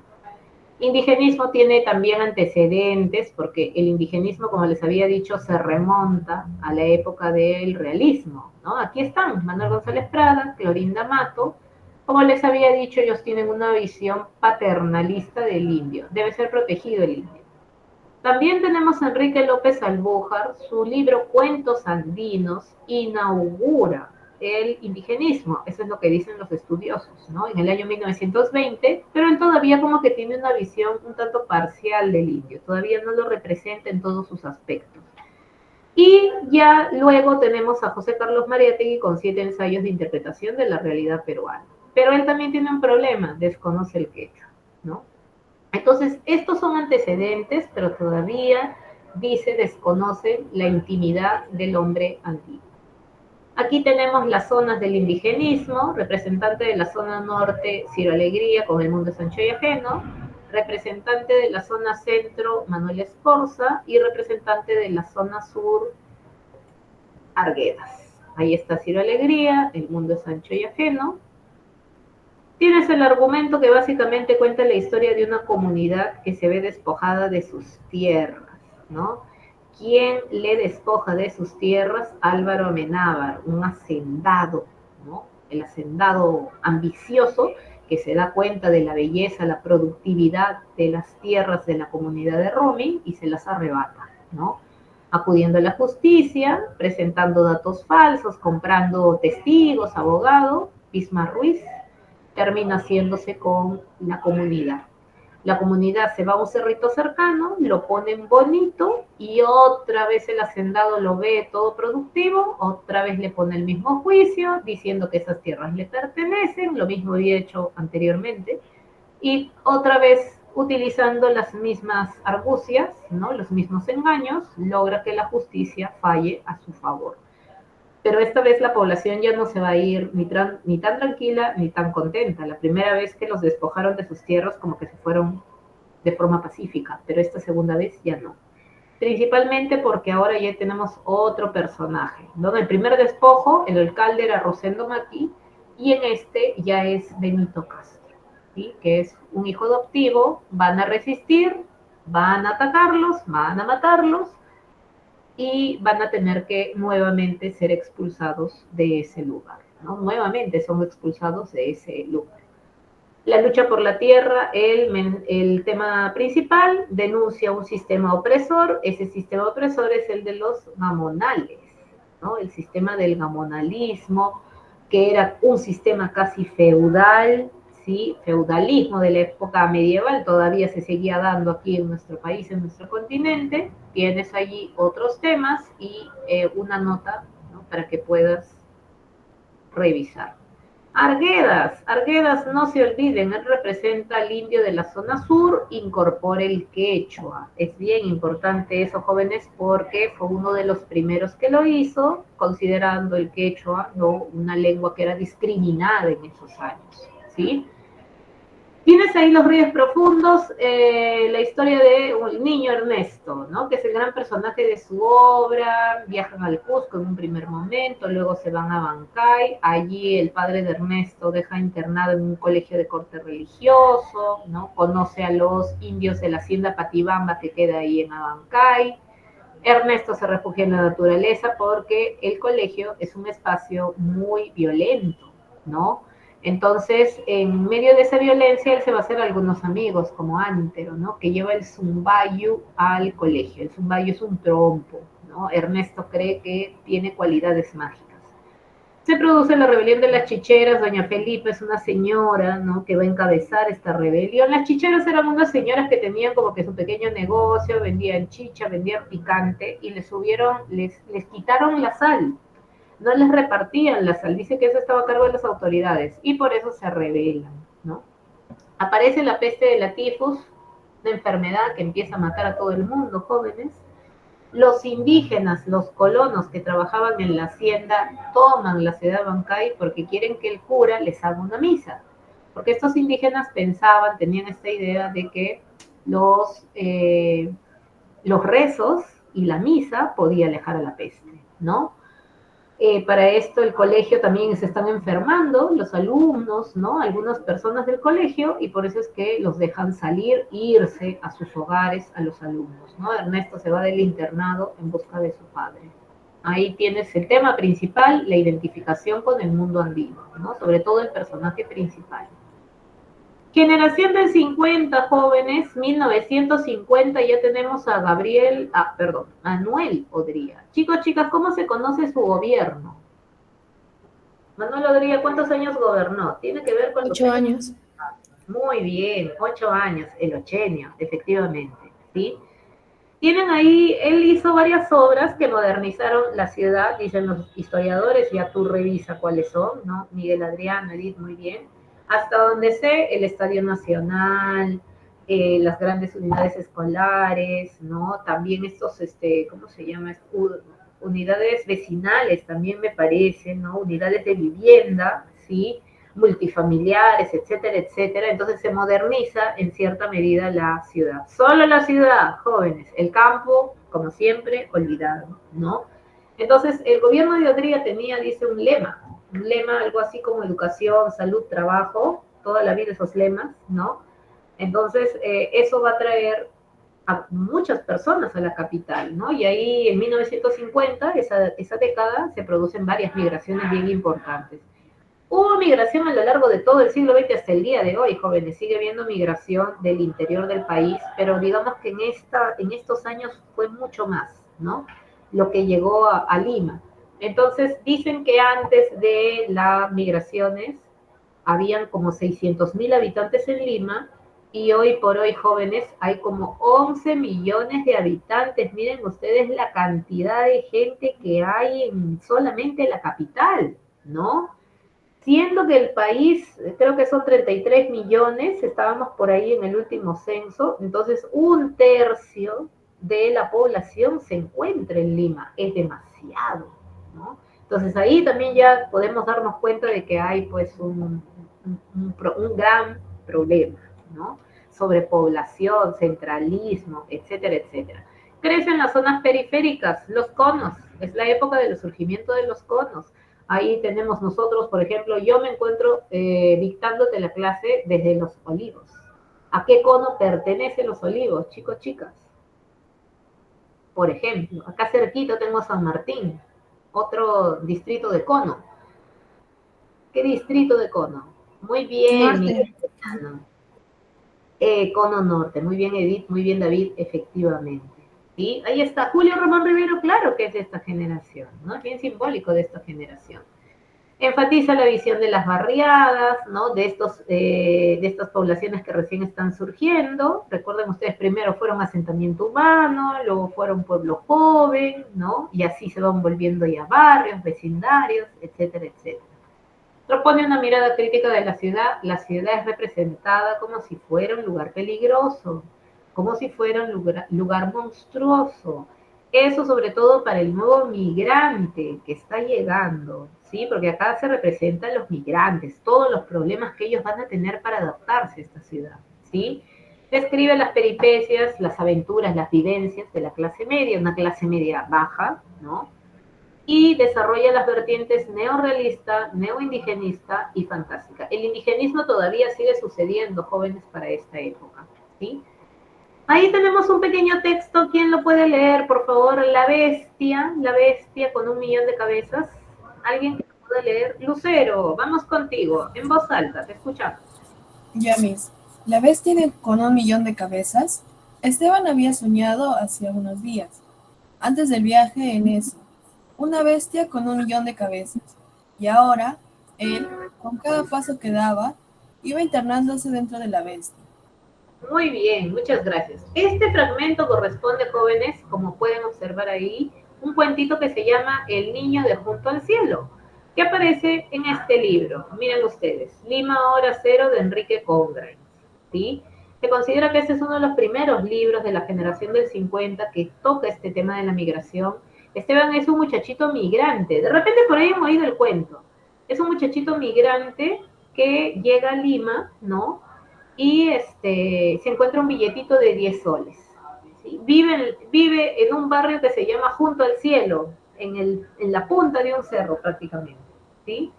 Entonces este muchachito dice que va a empezar, ¿no? A hacerse amiguito, se hace de un amiguito que trabajaba ahí, trabajaba en un mercado, ¿sí? Ya está Lucero, ya te estás acordando, y le cuenta al niñito que se encontró un billetito de 10 soles, y el otro niñito se emociona, ¿no?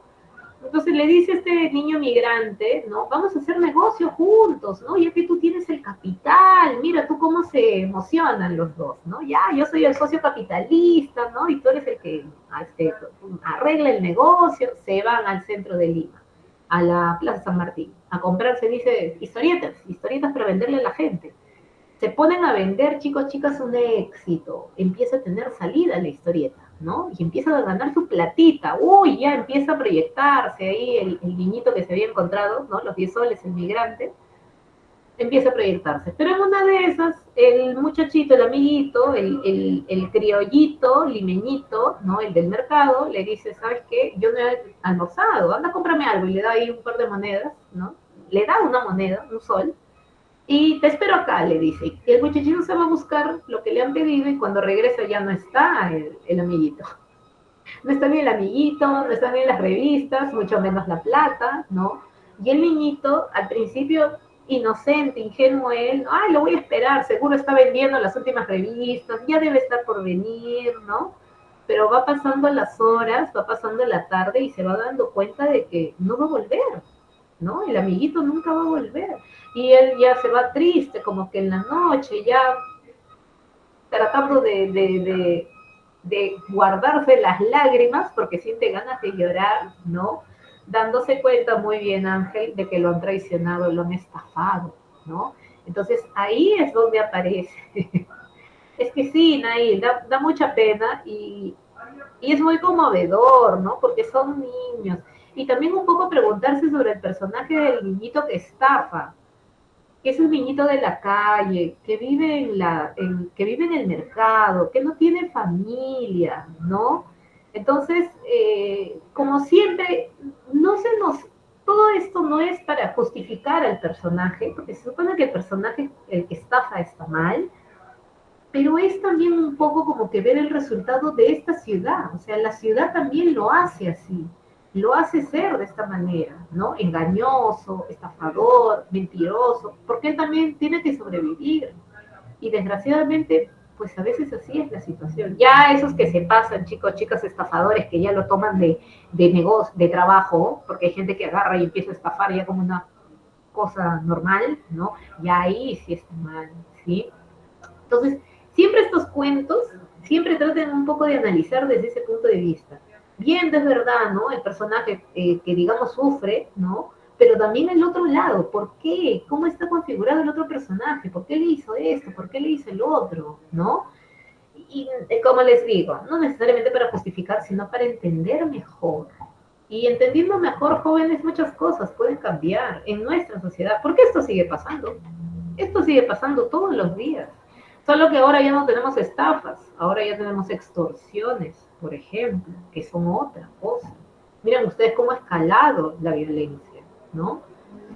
Ahí tenemos entonces, miren ustedes, estos cuentos que nos sirven para, incluso aunque sean de esta época, nos sirven para entender fenómenos actuales. Todo esto nos va a servir para entender cómo está el país actualmente. Entonces ahí, como bien mencionó un compañero, esta es la época de Julio Ramón Ribeiro.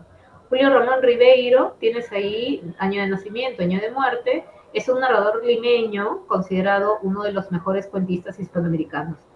Pero este te representa un sujeto, ¿no? Ya varios tipos de sujetos, migrantes, no solamente limeño, criollo, representa Julio Ramón Ribeiro, pero en todo caso sus personajes, chicos, chicas, los más tristes que te puedas imaginar. Esta es una época donde hay esa cuestión media existencial, donde los personajes no son ganadores, sino todo lo contrario, siempre les pasa algo que termina frustrando sus proyectos, que termina como que malogrando los planes, ¿no?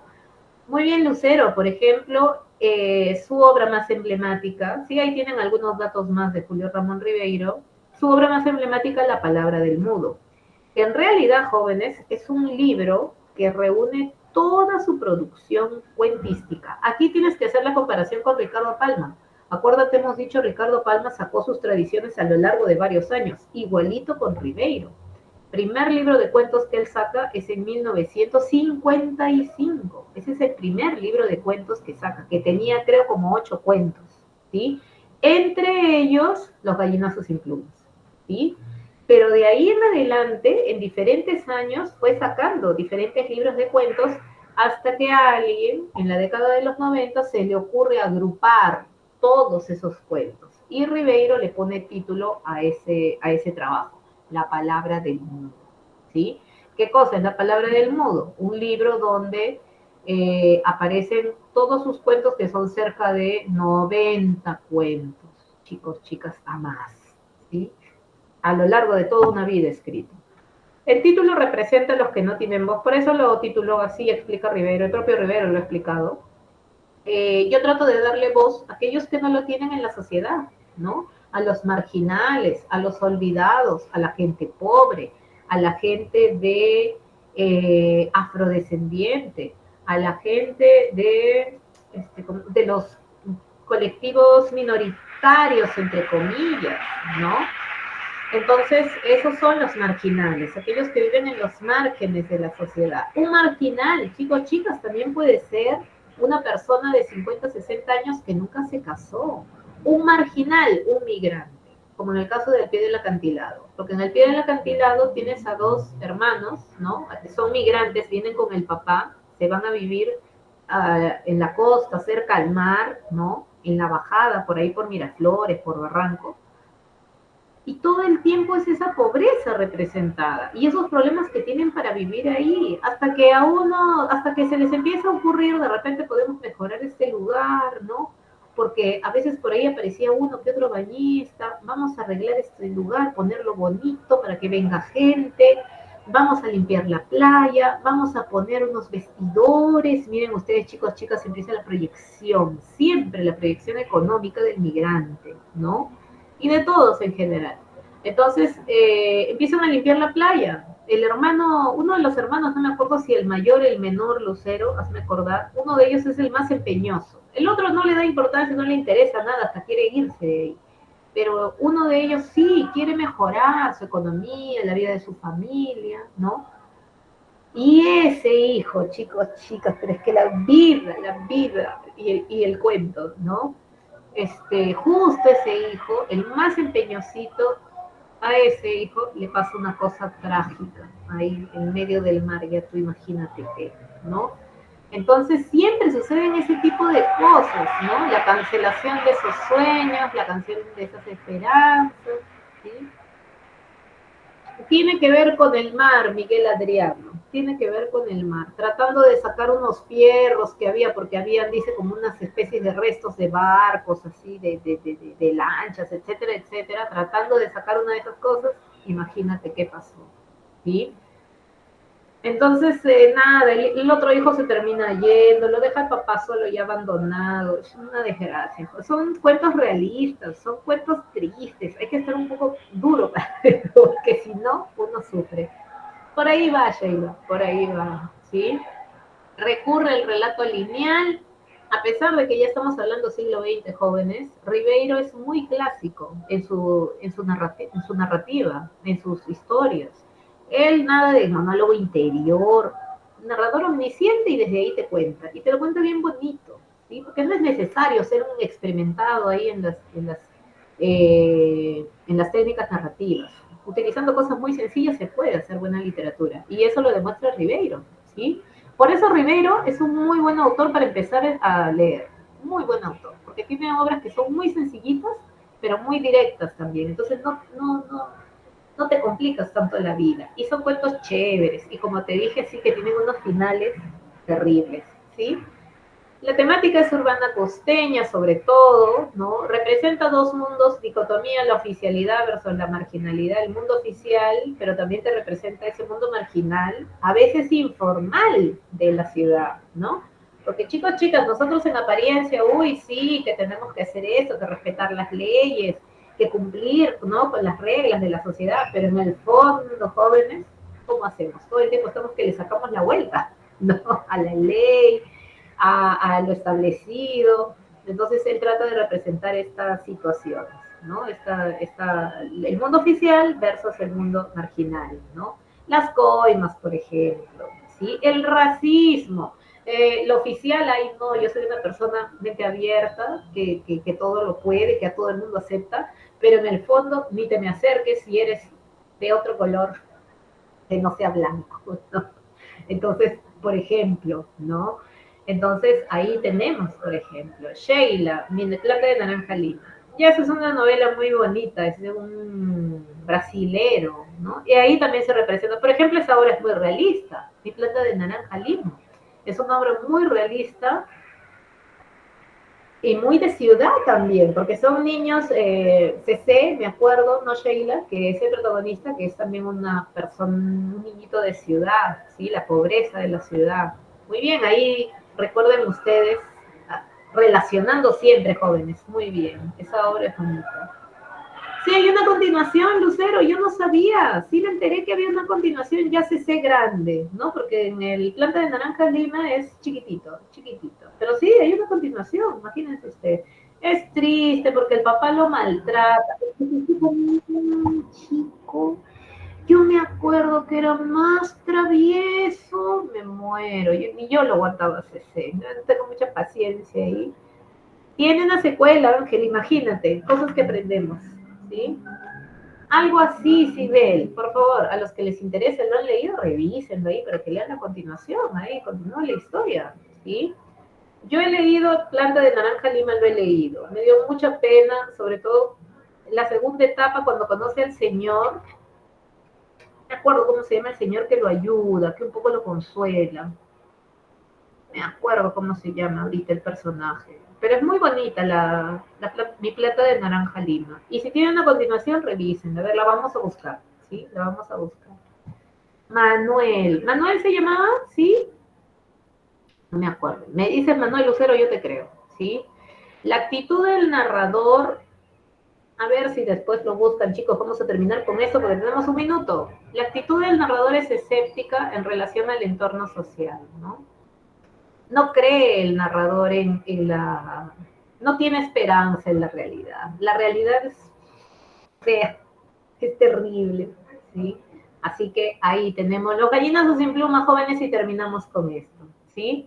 Tenemos Efraín y Enrique, que son nietos de Don Santos. Este es el cuento más emblemático de Julio Ramón, de Don Santos, que son obligados a recoger desperdicios para alimentar al cerdo Pascual. Pascual es el cerdo que están criando, ¿no? Con este afán de lograr algún tipo de dinero, ¿no? De obtener algún tipo de dinero producto de la venta del cerdo. Entonces los niños son obligados a ir a trabajar, pero desgraciadamente se enferman. Efraín pisa un vidrio en el basural, se le infecta el pie, imagínense ustedes, y Enrique se resfría porque salían muy de madrugada, entonces les hacía daño el clima, ¿no? Se enferman, no pueden ir a buscar más comida para el cerdo, el abuelo se desespera, el cerdo peor aún, el abuelo trata de obligarlos nuevamente que vayan a traer comida, pero Efraín no puede y Enrique se ofrece, ¿no? Yo voy, no obligues a mi hermano, yo voy, a pesar de que estaba enfermo, y tenían un perrito, jóvenes. ¿Se acuerdan cómo se llamaba el perrito? Tiene un nombre así como de persona. Ahí está, Angeli. Muchas gracias. Muy bien, Pedro. Sí, el perrito se llamaba Pedro, salió de ahí. El único consuelo, jóvenes, imagínense, todos pobres, viviendo en un corralón, teniendo que ir a buscar desperdicios, hasta el perrito les ayudaba, dice, ¿no? Entonces cuando el abuelo los obliga y Enrique dice, yo voy a ir por mi hermano, ¿no? También decide que el perrito se quede ayudando a Efraín, como que cuidando a Efraín. Pero cuando regresa Enrique ya con los baldes de comida, se da cuenta que algo raro está pasando ahí en el corralón, en el ambiente. Efraín le dice, creo que el perro ha mordido al abuelo, y cuando Enrique va a buscar al abuelo ahí en el corral del chancho, se da cuenta de que se lo ha dado el perro, se lo ha dado al cerdo Pascual, y que ya se lo estaba terminando de comer una pierna nomás, creo que solamente ya puede ver Enrique, ¿no? Enrique, imagínense ustedes con el dolor, ¿no? Como les he dicho, este animalito pobrecito, su única alegría, agarra de cólera el bastón del abuelo y se lo tira, porque el abuelo tenía su pata de palo, ¿sí? Y lo golpea, dice, en una parte de la cabeza, el abuelo pierde el equilibrio y ahí es donde cae efectivamente al corral del chancho, ¿no? Y se va Enrique a buscar a su hermano Efraín, salen del corralón, dice que a lo lejos se oía el rumor de una batalla, ¿no? Como que nos dan a entender que el cerdo va a devorar a Don Santos, que no puede salir del corral. Y lo peor es que cuando los muchachos huyen del corralón, dicen que la ciudad los recibe como una enorme boca dispuesta a devorarlos, una enorme mandíbula dispuesta a devorarlos. Entonces, por eso habíamos dicho como que Lima, la ciudad siempre es representada de esa forma, como un lugar peligroso, como un lugar monstruoso para la gente, ¿no? Entonces, no hay esperanza en este cuento, jóvenes, ni para los chicos. La ciudad no los va a recibir de forma amable, ¿sí? Ahí tienes el tema, la explotación de los seres indefensos para alcanzar el progreso, ¿no? El cuento refleja la miseria humana social ante la explotación del abuelo, porque eso es lo que representa el cerdo, la posibilidad de desarrollo económico, de ganarse algunos billetes, ¿no? Pero también representa la urbe que sacrifica y oprime al marginal, ¿no? Debido al cerdo es que Don Santos pues obligaba a sus nietos a exponerse a ese tipo de peligro, teniendo que rebuscar la basura allí en el muladar, ¿sí? Muy bien, jóvenes. Miren ustedes, se nos acabó el ciclo, rapidísimo. Todavía me acuerdo cuando todo empezó y ya estamos ya por terminar. Entonces, rapidito vamos a ir porque ahora sí no tenemos cuándo, no tenemos cuándo. A ver, vamos a ver, ¿dónde está mi guía de verano? No diga eso, Miss, no nos deje, ve, carilla, ya. Ay, no se preocupen, pero por ahí ya nos estaremos encontrando, chicos, chicas, que la vida no se sabe, no se sabe. Y ustedes tienen que seguir estudiando y tienen que ingresar a la universidad y tienen que seguir leyendo. Yo estoy muy contenta con este grupo, chicos, chicas. De repente no todos podemos participar, ¿no? Porque a veces es así. Pero ha sido un grupo bonito que ha participado mucho y yo estoy muy contenta por eso. Incluso de repente un poquito más que la gente presencial. La gente presencial como que ya, ¿no? Pero con este grupo ha sido bien bonito un diálogo, me han contado varias cosas, así que yo me voy satisfecha de este ciclo. Espero que ustedes también. Presencial les da falta, puede ser, ¿no? Se distraen más, en cambio acá en el virtual como que uno no se da cuenta. Yo asumo que me están prestando atención, ¿no? Pero en el presencial sí, pues hay de todo, ¿no? Veranito, ustedes saben cómo es, chicos, chicas, hay bastantes chicos jovencitos que a veces cuando ya uno se pone muy, muy profundo, ya, ¿qué es esto? Y se aburren, ¿no? Pero con ustedes he podido conversar de varias cosas, así que muchas gracias por eso. Estoy muy contenta por la experiencia del virtual. A mí me gusta el virtual, me gusta, uno puede profundizar, uno puede explayarse en el virtual. Yo siento eso, no sé, no todos los profesores piensan así, ¿no? Así que gracias, chicos, chicas. Y ahora vamos a desarrollar. Yo también los voy a extrañar. Gracias a usted, profesora. Sí, a Me ustedes. se les va a extrañar, Miss, no se vaya. La vida es así. Pero recuérdenme, recuérdenme, yo los voy a recordar, mi grupo de virtual, verano virtual, ¿sí? Muy bien, chicos, chicas, rapidito, ya 146, escritor que no corresponde a la generación del 50, correcto dedo. Enrique López Albújar, no se olviden, jóvenes, por favor, es indigenista, ¿sí? No es de generación del 50. 147, ¿cuál salió, jóvenes? Conjunto de cuentos de Julio Ramón Ribeiro. Bien facilito está. Claro que sí, muy bien, la palabra del mudo. 148. En los gallinazos sin plumas, ¿el cerdo qué simboliza? ¿Cuál será la respuesta ahí? La marginación, la riqueza, la posibilidad de desarrollo económico, los atropellos a los que están expuestos los desvalidos, los pobres, a los pobres que quieren ser pobres. Medio raro esa respuesta.